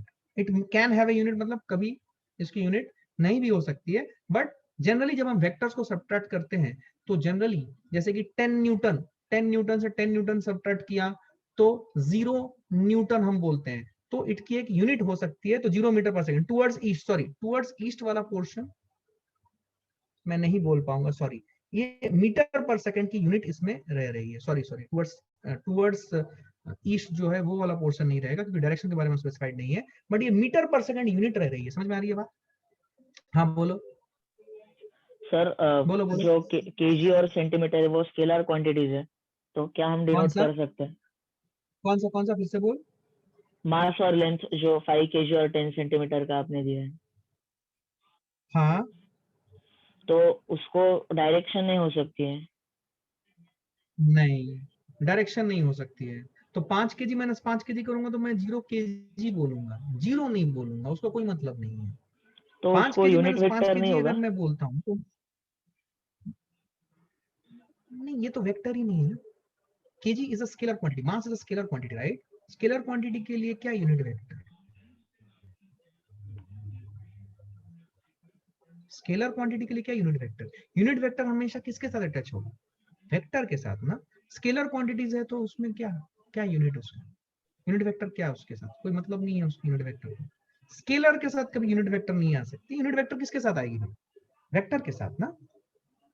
तो जब हमने वेक्टर लिखा था, याद करो, for example if I am having a vector A B vector, तो ए बी वेक्टर को ही लिखते थे हम लोग ए बी और इसको मल्टीप्लाई करते थे ए बी कैप के साथ, राइट। तो एक वेक्टर को जब हमने लिखा तब हमें यूनिट वेक्टर की दरकार पड़ी ना। अगर हम एक स्केलर को लिखना चाहें तब यूनिट वेक्टर की क्या दरकार पड़ेगी? समझ में आई बात? डिड यू अंडरस्टैंड व्हाट आई हाँ सेड? सर। क्लैरिटी है? पक्का? कुछ कंफ्यूजन लग रहा है? हाँ सोच सर। सोच सोच के फिर पूछना, कोई दिक्कत नहीं है, सोच के पूछना है। क्या क्लैरिटी है ये? So this is what is zero vector. तो it's a vector whose magnitude is zero, its direction is not well defined, it can have a unit. जैसे यूनिट हो सकता है इसका, ठीक है, डायरेक्शन वेल डिफाइंड नहीं होगा। जैसे 5 केजी में से 5 केजी करूंगा तो 0 केजी होगा। अब 5 केजी का कोई डायरेक्शन नहीं है, क्या तुम ऐसा बोलते हो 5 केजी चावल दो ईस्ट वर्ड्स, ऐसा कुछ होता है क्या? नहीं, ऐसा कुछ नहीं, ठीक है। तो 5 केजी चावल ईस्टवर्ड्स का कोई मतलब नहीं है, राइट। सो 5 केजी का कोई डायरेक्शन सेंस नहीं है, तो इसको हम लोग वेक्टर नहीं बोलेंगे। अब देखो टाइम हो चुका है, so you may have some other classes, so I will stop here today, ठीक है। Thank you very much, guys. Thanks a lot. Thanks for your time. So I will stop here today. We'll meet tomorrow. Bye. Take care.